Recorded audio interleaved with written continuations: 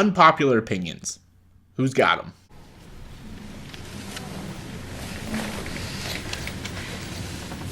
Hey everyone, welcome to another top list. Welcome to my top 20 unpopular opinions. Yes, okay.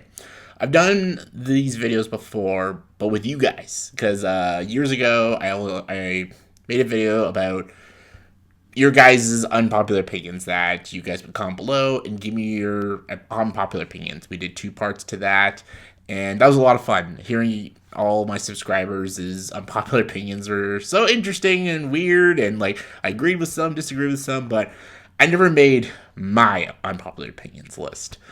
I've done so many like overrated and underrated, so y'all can probably tell what a lot of my unpopular opinions. I have a ton of unpopular opinions, but I just wanted to do a whole video dedicated to unpopular opinions, and I'm not going to repeat any things I've said in my overrated and underrated stuff. So, fresh ideas and everything.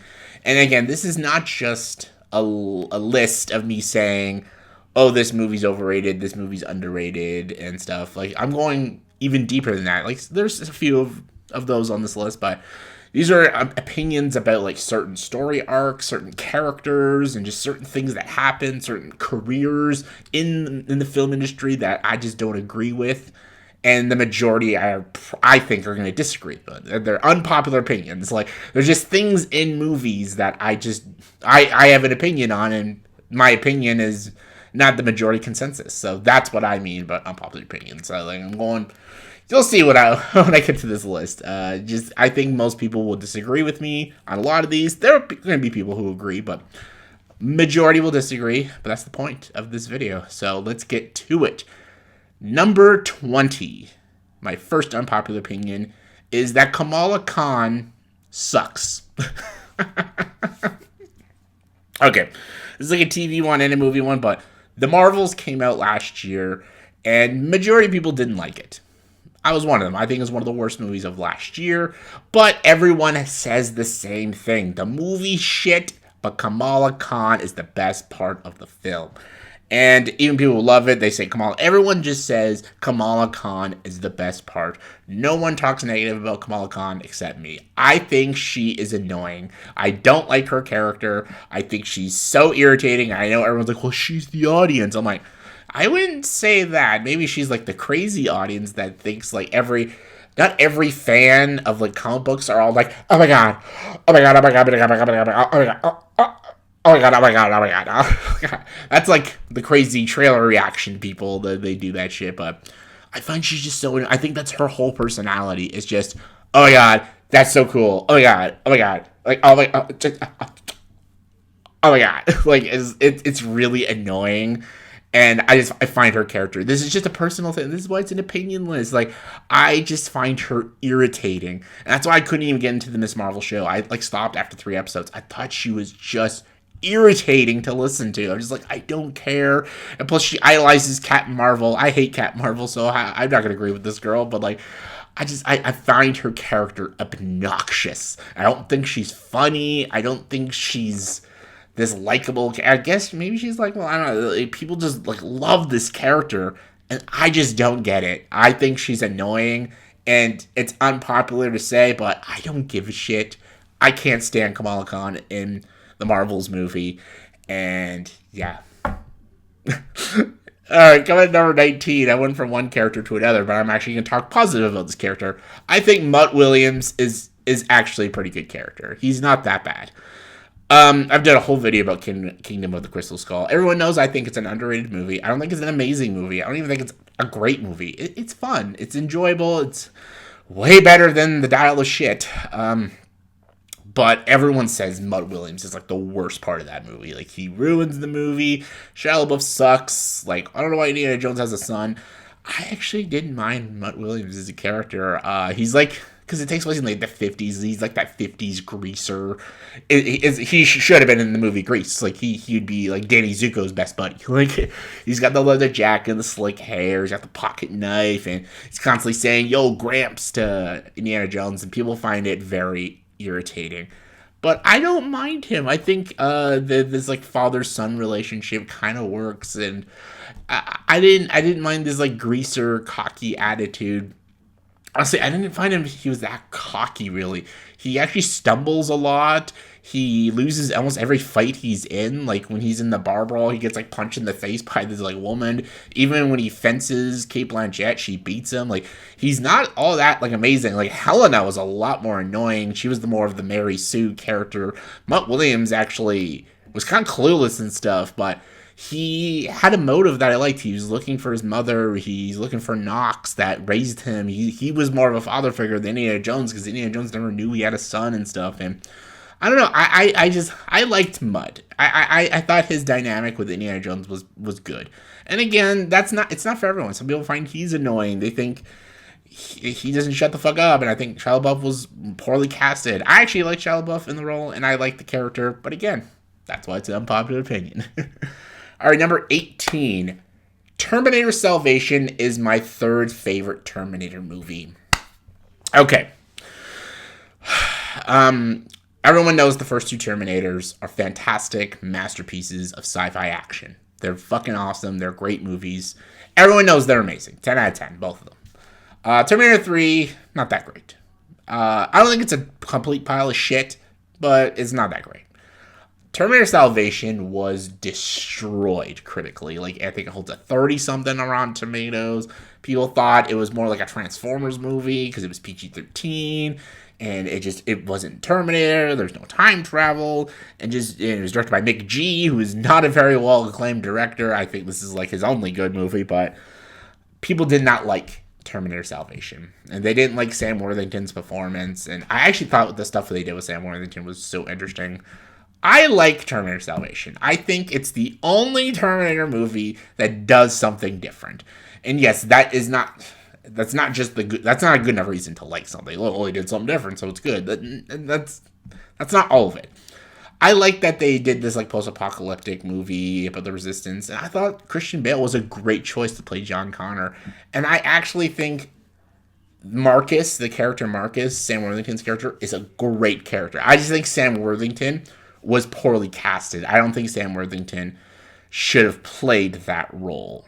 I actually think Sam Worthington and Christian Bale should have swapped roles. I think Sam Worthington would have played a better John Connor, because I think John Connor's more of a stern character, and I think Christian Bale could have played a more compelling character as Marcus. I think they should have swapped roles, and I think that would have been a lot more better. I actually like the action. I didn't mind Anton Yelchin as a young Kyle Reese. I love the humanity they bring to like a Terminator. Can a Terminator have feelings and stuff? They bring some interesting ideas to Terminator that was unique. There is a lot of like mindless shit and pointless, stupid things, but I think it's a pretty good movie. I don't think it's amazing, but I think it's pretty good, and I think it's a lot better than Dark Fate. I know everyone thinks Dark Fate is the underrated Terminator movie, that it bombed for no reason. No, that movie sucks. That movie's just a bullshit rehash of the first two Terminators with a shitty villain, and it's not just they kill John Connor in that movie. That's bullshit right there, but it doesn't make any sense. And the fact that they have this like cop-out shit, and that, it's not Skynet, we have another new John Connor, and like, it's dumb. It was a stupid movie. But Terminator Salvation was actually a pretty good post-apocalyptic action film with some cool ideas. So, Terminator Salvation, third favorite, and I actually think it's a pretty good Terminator movie. So, yeah. All right, number 17. The remake of Texas Chainsaw Massacre is the best in the series, in my opinion. I know there's a few people who agree with me. I know Cody Leach from YouTube and John the Flick Pick both agree with me on this one. I think this is better. The original Texas Chainsaw Massacre from 1974 has a great low-budget feel and makes it more spooky. The ending is really good. But I always thought the acting was shit. And I get it, because it's like very low quality. These actors are very no-name. But the acting was really bad in that movie. And there was just a lot of choppiness. And again, to be expected, very like grindhouse, old-school horror. It's still a very effective movie, and it's still good. It's a good Texas Chainsaw Massacre movie. But I think the remake just does it better. Arlie, what's his name? Arlie Amber? The guy from Full Metal Jacket. Him as the sheriff is so good. He is terrifying in this remake. And then the cast is great. The characters are great. Jessica Biel and Jonathan Tucker are great in the roles. They're likable characters. I'm rooting for these characters. Like, there's not a lot of horror movies where I actually root for most of the characters to survive, because a lot of horror movies, especially slasher films, have just these bland, one-note, unlikable dick characters who are just there for as fodder for the killer. But these characters I cared about. I gave a shit about these characters. I wanted them to live. Leatherface is horrifying, and the brutality and the gore and the violence is just sick and fucked up, and I loved every second of it. I thought it did a great job at being just not just a remake, but just a great horror film and a great Texas Chainsaw Massacre movie. And I think it's just superior to the original. It adds new stuff, better scenes, more scares, better characters, better performances. It's more crisp and just it's better. Just it's more scary and it's just a better horror film, in my opinion. And some people might say like some of the other sequels are better, but like I think that remake that came out in the early 2000s was so good. And I think it's the best Texas Chainsaw Massacre movie. Who agrees with me? All right, number 16. I'm going to get hate for this one. Number 16. Natalie Portman isn't that great of an actress. Oh my god. Oh my god. You guys hate me? Okay. I'm not saying she's the worst or... there's been roles she's good in. Like, I think in Leon the Professional, is weird and creepy as that movie is and how it kind of doesn't really hold up now, she is great in that movie. I think that is easily Natalie Portman's best performance. And she's just a child in that movie. But she is so good in that movie. She is fantastic. I think she's pretty good in V for Vendetta as well. I think she is good in that. That is about it. I think she gives the same, like, bland, monotone performance, and she is good at crime. Actually, hold on. Garden State, she's pretty good in, too. So there's 3. But all the roles she is praised for, I don't understand. Like, Black Swan. You know, Black Swan's a pretty good movie, but I think that's good because of Darren Aronofsky. I think his direction is what makes that movie pretty good. And I think Mila Kunis is better in that movie than Natalie Portman is. I guess that's another unpopular opinion. But, like, the prequels, of course, she's bad. She's, like, iconically bad in those movies. But Jackie is another one. Like, just because she does this, like, raspy Jackie Kennedy voice, they think that's a good performance. But there's nothing about her performance that is anything like Jackie Kennedy, and I don't think it's ever... I think every performance she gives is so bland and monotoned and just this, like, I'm Natalie Portman, oh, okay, yeah, oh, like, it's the same shit. And then, again, the only performance I never see Natalie Portman, I see the character, mostly is Leon the Professional. Like, that is legit. Like, I see this child in this horrible situation. And even V for Vendetta, I would say, too. But, like, I don't think she's all that great. I think she's okay. I think she's an okay actress, and she can be good. But people put her on this pedestal, and they think she's, like, a fantastic and great actress. And I just don't agree. Hate me all you want. Number 15, Hangman is the most interesting character in Top Gun Maverick. Top Gun Maverick is amazing. I watched it just the other day for the 4th time. I love this movie. It's so good. Probably one of the best movies of the 2020s. It's amazing. It's great. It's one of the best movie sequels. It's so good. The legacy characters are great, and the new characters. I love the new characters. Rooster, Phoenix, Fanboy, Coyote, Bob. They're all great.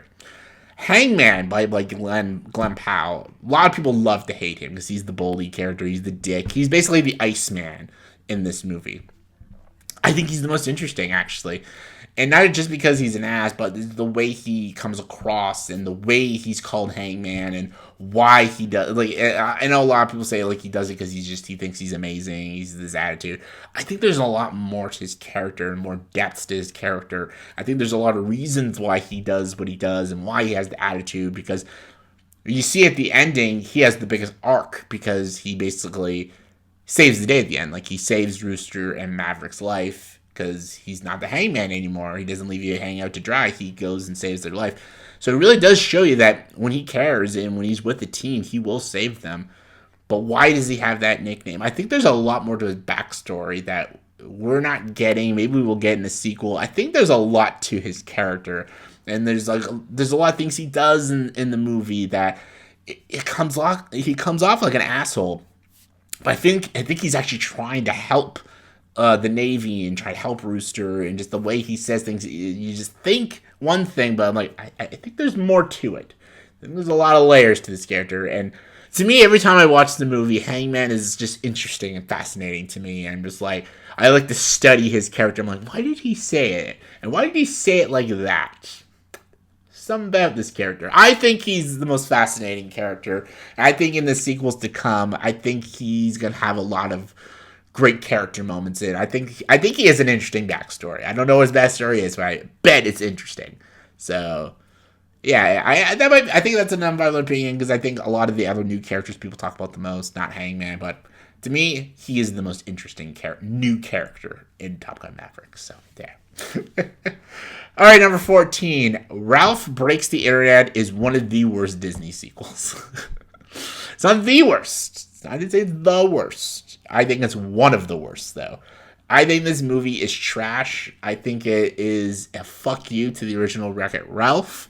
And I think it is literally just there to promote Disney. I think it is a shameless bullshit marketing movie that is the most manipulative and disgusting thing I've ever watched. It's just literally, this movie was made for Disney to suck its own dick and say, here you go. I fucking hate this movie. I really enjoy WreckIt Ralph. The first WreckIt Ralph is so fun. And I love the character of Ralph and Penelope and the worlds they go to. And King Candy's a character as a villain. It's just this like video game arcade character jumping from game to game. Like when I heard a sequel was coming, I was so excited for so many possibilities you could have in the video game world, and so many things you can do. Not just like the cameos. Like, yeah, cameos are fun and all, but like there's so much story stuff you can do with these characters. What did they do? Send them to the internet and just put a bunch of Disney references in it. Like, oh, let's put every Disney princess in this movie. We have Star Wars, so put a bunch of Star Wars stuff in it. And this entire movie is just internet memes and internet stuff and advertisement for Disney projects and past Disney projects. And that is the entire fucking movie.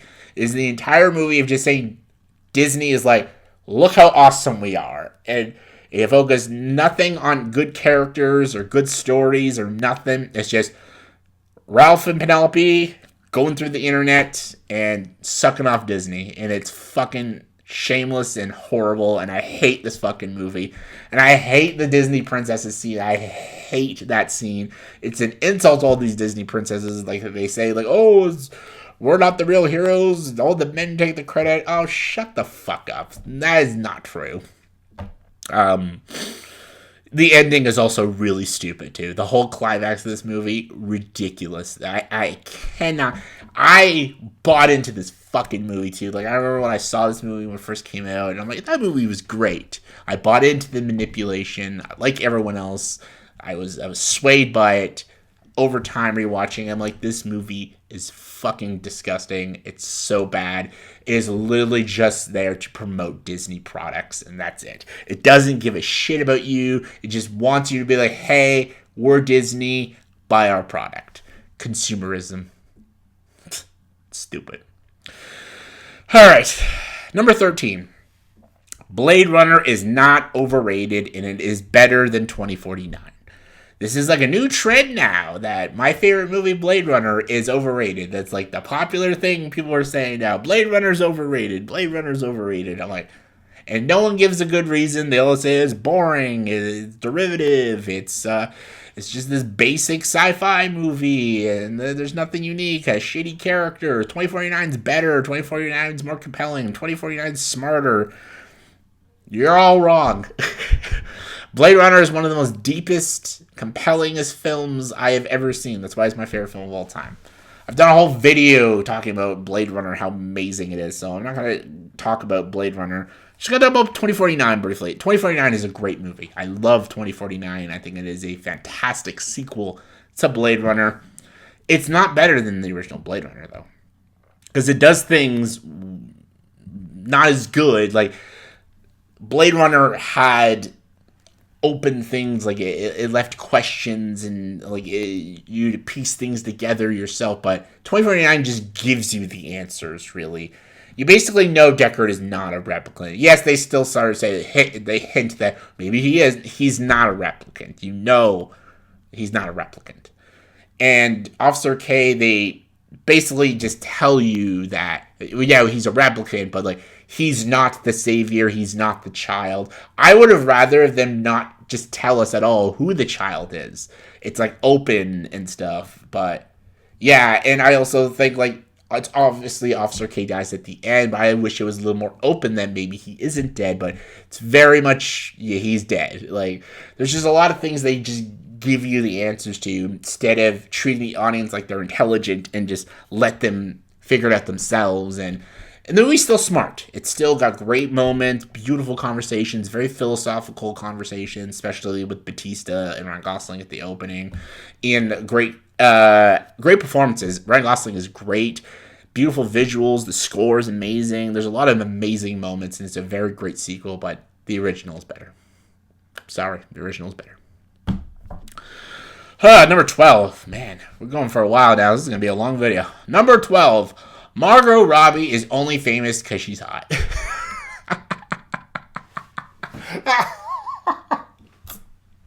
Oh my god, I'm so dead. I hate you! Okay, yes, Margot Robbie has been good in movies. Like, she's good in I, Tonya, even though I don't think she was the right choice to play I, Tonya, because she looks nothing like I, Tonya. I think there's a lot more actresses who could have played I, Tonya. Tonya Harding, a lot better. I think Allison Janney just outstages her in that movie. But yes, she's likable, she could be very good, but she's not, like, amazing like some people think she is. Like, some people are calling her, like, one of the best actresses of the modern era. They thought she was brilliant in Barbie. I'm like, no, she's good as Barbie because it's not really much of a character and she has the look and stuff. I really believe if she wasn't this smoking hot, yeah, she's very attractive. There's no denying that. I truly believe if she wasn't that attractive, she would not even be in the industry because she's not like a Kathy Bates Kathy Bates doesn't rely on her looks, and she never has her whole time. She relies on sheer talent.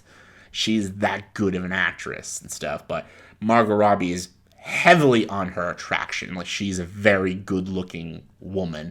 I truly believe, this is what I believe, I could be wrong, but I truly believe she is only famous because she's very attractive. I think she is an average at best actress. She has done nothing I've seen that is like, holy shit, this chick's a talent. Like, she's done some decent performances, but nothing that blew me away. I think people love to hire her because people like her. A lot of guys love Margot Robbie because she's like the number one like Hollywood crush. And I think she's just famous and gets roles because she's attractive. And that's nothing new. Hollywood's been doing this forever. It's nothing new. There's tons. Marilyn Monroe was the same. Like there's tons of actors and actresses who just get roles because they're good looking. I'm just saying it. Margot Robbie, she's famous because she's hot. I know people will fight me on that one, but it's true. All right, number 11. Number 11. Will Ferrell is a very one-dimensional actor. Okay, I'm going to say, like, I like Will Ferrell. I think he can be very funny. I like Elf. I like the first Anchorman. I like Step Brothers. I think he can be very funny and can play very wacky, crazy characters. But I don't think he's the most compelling actor. I don't even think he's all that great of an actor, honestly. He's not like an Adam Sandler who can be funny, but also very, very talented acting-wise. Like Adam Sandler in Hustle and Uncut Gems and Reign Over Me and Spanglish and Punch Drunk Love. He is excellent in all those roles, and he gives a really great performance.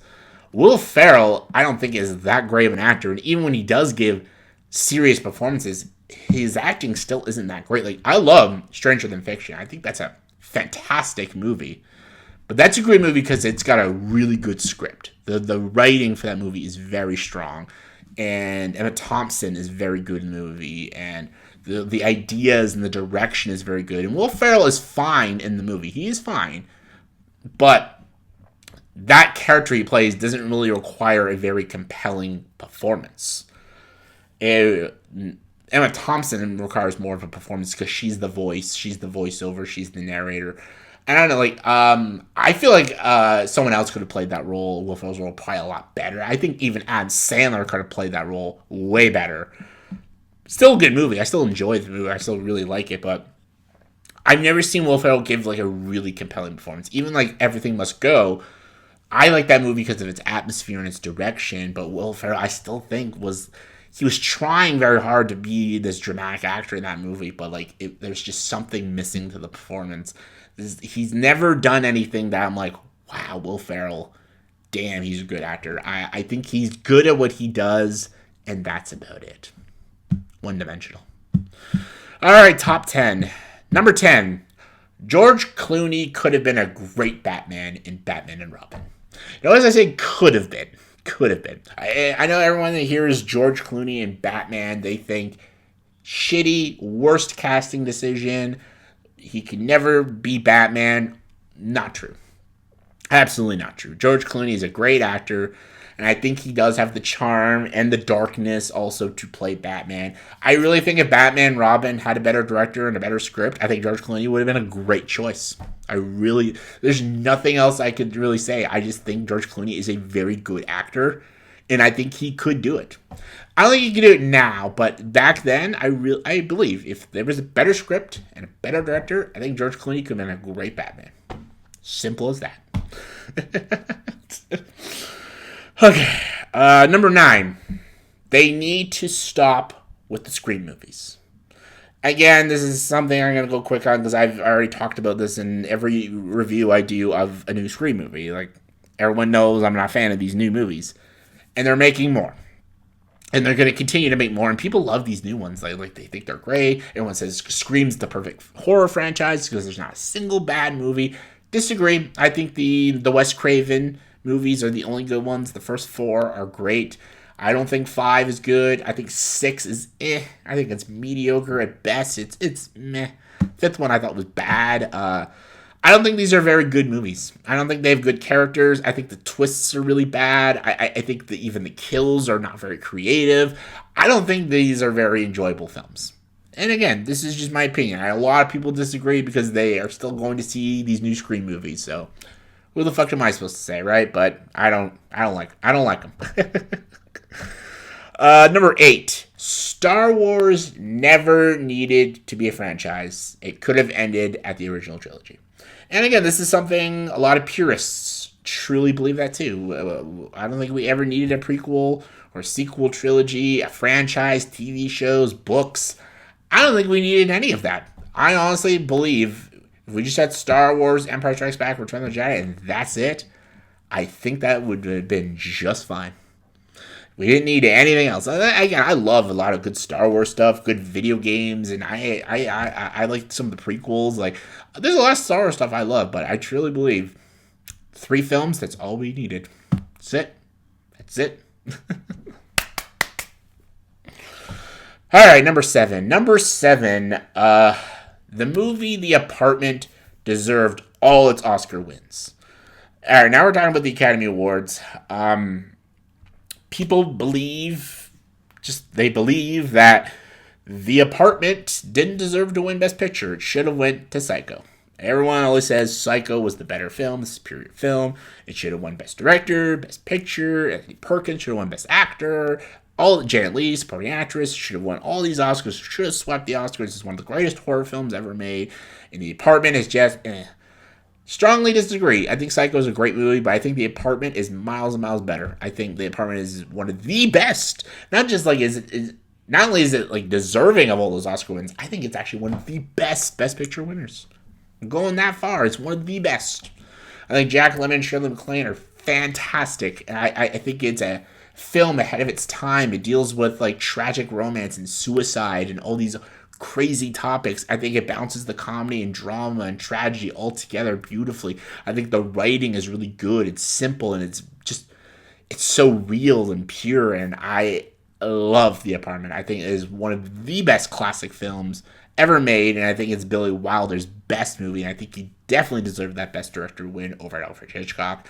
I think Alfred Hitchcock's best movie will always be Rear Window. I think that's the better film, and I still think Psycho is a terrific movie, but I think The Apartment is better. Sorry. All right, where am I at? Number 6. All right, number 6. I'm in all support if they remake Twilight. I really believe they could remake Twilight and make it good. I know some people will be like, no fucking way could they do that. No way. I believe it. I believe they can just go against the books. Have the same story and the same characters, but just don't go the same direction as the books. Change everything about their personalities and everything. I really believe, I know it's a silly story about a teenage girl going to school and she falls in love with a vampire who reads minds and shit, and she has, these weird powers that none of their powers work against her. I'm like, there's something there. I really believe it could be interesting. I really do. Just don't make it creepy and weird and this weird fucked up relationship. They could actually give us a real romance between a vampire and a human in high school, and it can be compelling. It really can. I've seen it done in movies like Warm Bodies, and even this year's Lisa Frankenstein. They can make weird, abstract, compelling romance films, and they could work. It's how it's written, how it's directed. Just take the Twilight, and just don't follow the book. The movies follow the book to a T, and that's why they sucked, because the books sucked. But I think they could do Twilight, just get a better writer, get a better director, keep the characters, and just change a lot of things.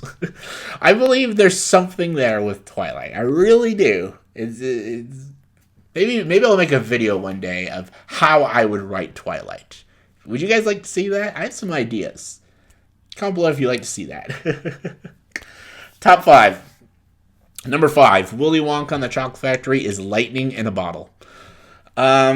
We've had, 3 Willy Wonka movies now? Willy Wonka and the Chocolate Factory from the 70s, Charlie and the Chocolate Factory, and Wonka.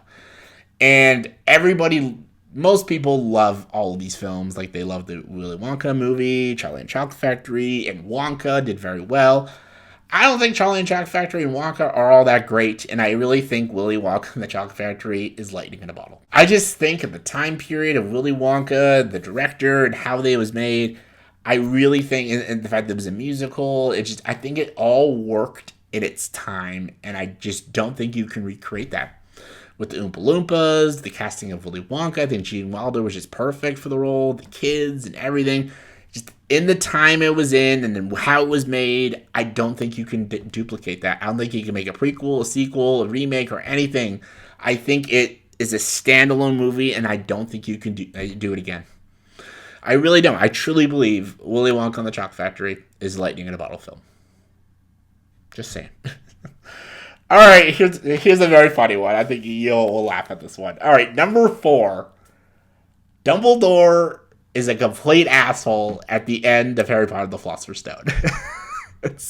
Okay, let me elaborate on that. I know you're all going to be like, what are you talking about? Okay. So at the end of the movie, Dumbledore says the points and says Slytherin is the winner of the House Cup, and they all celebrate. But then all of a sudden he just says, oh, wait, I have more points to hand out. And he gives Ron, Hermione 50 points, Harry 60 points, and Neville 10 points. Strategically beating Slytherin by 10 points. Strategically knowing what he's doing. I think that is such an asshole move. I'm sorry.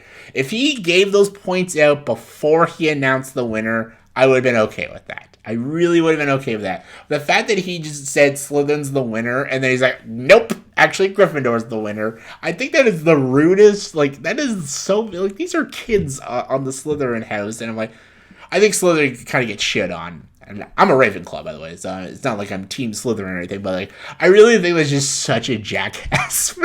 I know everyone loves the ending, it's so happy, oh, Gryffindor wins the House Cup. I was like, what a dick.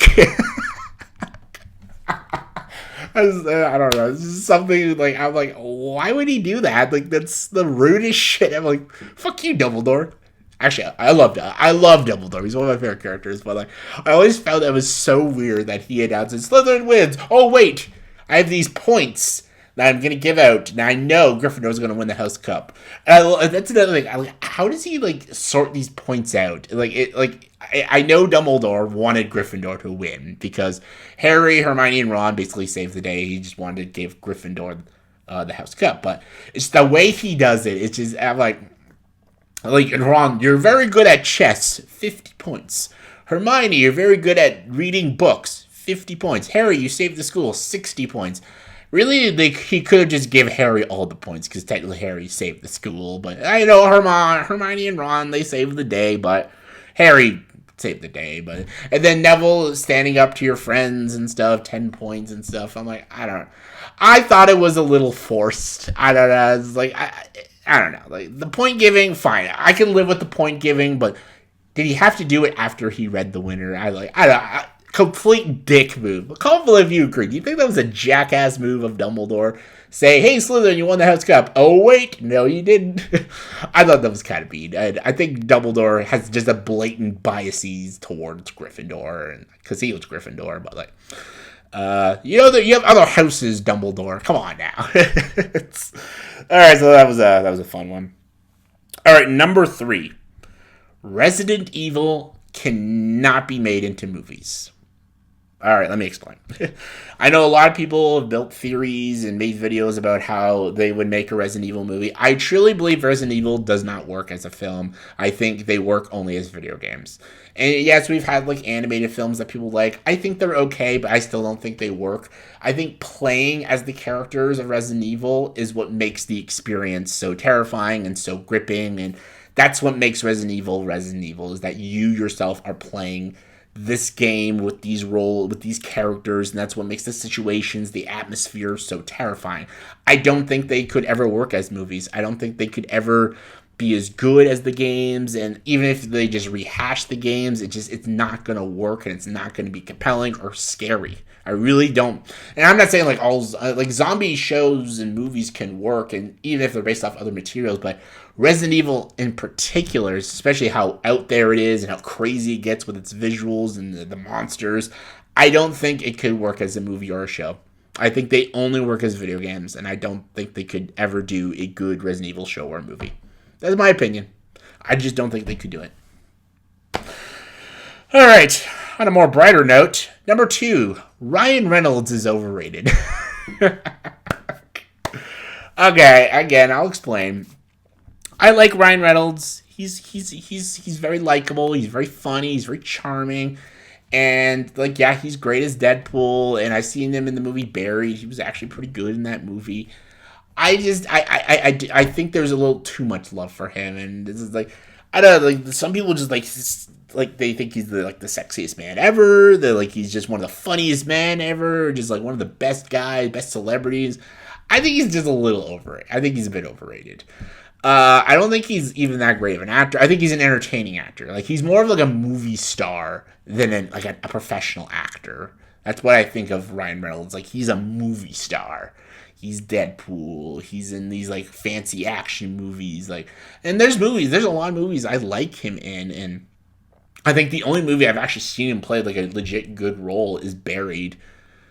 But other than that, I just haven't seen a lot of depth to him, and I don't know.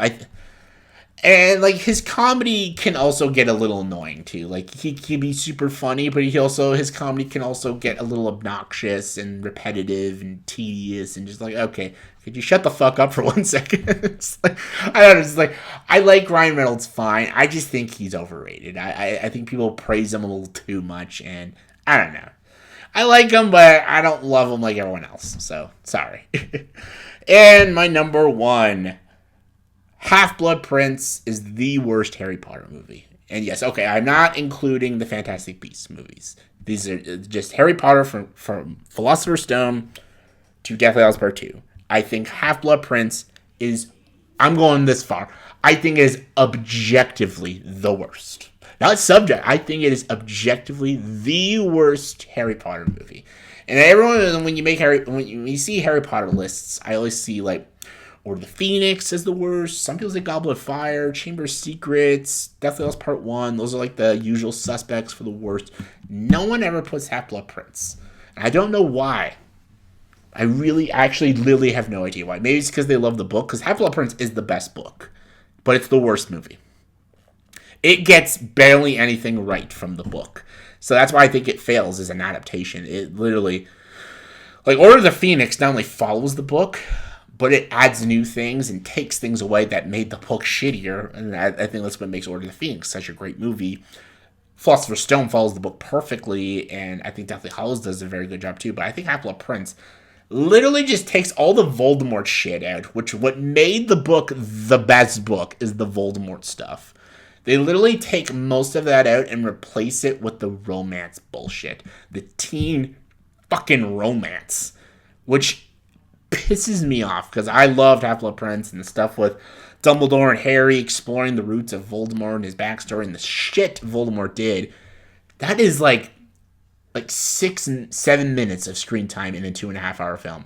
The whole fucking movie is this romance shit with Ron and his girl, then Hermione and wants to be with Ron, and then Harry wants to be with Ginny, but she's with Dean. And I'm like, what is this? This is like a small portion of the Half-Blood Prince book. Like, oh man, it was nuts. I do like the movie. I'm just gonna say, like, I like the atmosphere. I love Snape. Like, every scene with Snape and Malfoy is good. I think the entire third act is the best part, and I think it's one of the best third acts in all the Harry Potter films. The moment when Dumbledore and Harry go to that cave, all the way to the credits, is fantastic. 10 out of 10. So good. The cave stuff's great. The stuff at Dumbledore's tower is great. And Harry, like, accusing Snape. And all of that's good. And how the movie ends, such a bleak way. All that's good stuff. I wish they put Dumbledore's funeral in the movie, but, like, whatever. I still think the whole third act is great. But we have to suffer through, like, an hour and, like, 40 minutes of this teen angsty bullshit, which is not even a big thing in the books. And I don't know why. In the teen stuff, and I could live with it if the romance stuff was good, interesting, and done well. But it's not done well. It's so cringy and awkward. The chemistry between any of the romances is so weird. Like, Ginny and Harry are so awkward to look at, and I'm like, what am I watching here? And I really believe Daniel Radcliffe, Emma Watson, and Rupert Grint are at their worst in this movie. I think the three of them play the roles very well, but I think their acting is the shittiest in this movie. I really believe. I think they're so awkward in this movie. The only time Daniel Radcliffe is good in this movie is in the third act. I think that's when he's at his best. But all the stuff where he's like talking to his friends and this romance and just it's so awkward and stiff and wooden and just I don't know, it's so weird. And there's good stuff in the movie though. It's still a Harry Potter movie. It's still at Hogwarts with these characters, which I love, and there's still funny moments and good moments here and there, and the third act is amazing. I still enjoy the film for what it is, but I still think it's the worst, and I think it's probably the most like irritating to me. Like, I still enjoy the film, but it also pisses me off. I still think, as a Harry Potter fan, I think it's probably the most insulting adaptation, and I think it is objectively the worst. And I think a lot of Harry Potter fans should agree with me. And that's why I put it at number 1, because it's a very bold statement I'm saying, but I'm saying it. Who's with me? There we go. That was a very long video. That was my top 20 unpopular opinions. I had to go into great detail with these ones, so let me know in the comments below.